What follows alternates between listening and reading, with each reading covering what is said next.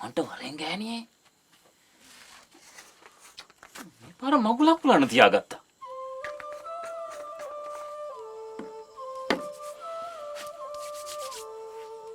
පුදුම හදිස්සියක් තියෙන්නේ. ගෑණියේ මිනිස්සුන්ගේ ඇඟට එන කලින් කැලේටරින් ගන්න ඕන. එළිය වැටෙන්න තව ගොඩක් වෙලා තියෙනවා. අපි මේක කතා කරමු.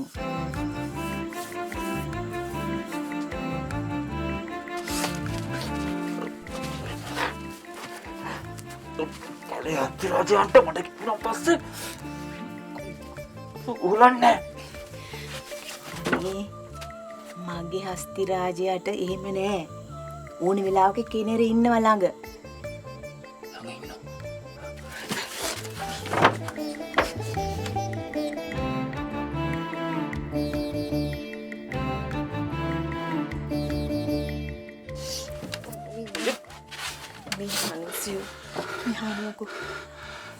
මම මෙහොයට දෙයක් කියන්නම හිටියේ.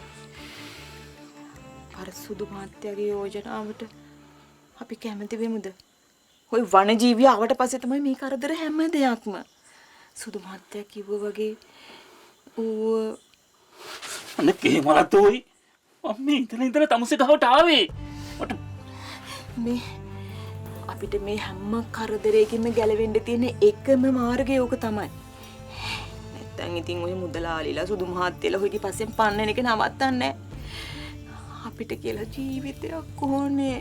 අපි දෙන්නට නිදහසේ ජීවත් වෙන්න ඕනේ. ඉතින් ඔක කියන්නේ අවල් දෙයකට මේ වෙලාවම තවරගත්තේ. හොට හොරේ මනුස්සයෝ ඔහෙට මේව නිවි හැනෙල්ල කියන්න පුළුවන්ද? වෙන වෙලාවක මාත් මනුස්සයෙක් ගෑණියේ. ඒක හින්දා තමයි දෙයියනේ මම මේ කියන්නේ. මට ඔහෙව ඕනේ. මොන වුණොත් ඔහෙ මගේ කසාද මනුස්සයා. ඔය විතරයි මං ගැන ආදරෙන් හිතන්නේවත්. මමත් ගෑණියෙක්. මටත් ආදරේ ඕනේ, සෙනෙහස ඕනේ, පවුලක් ඕනේ.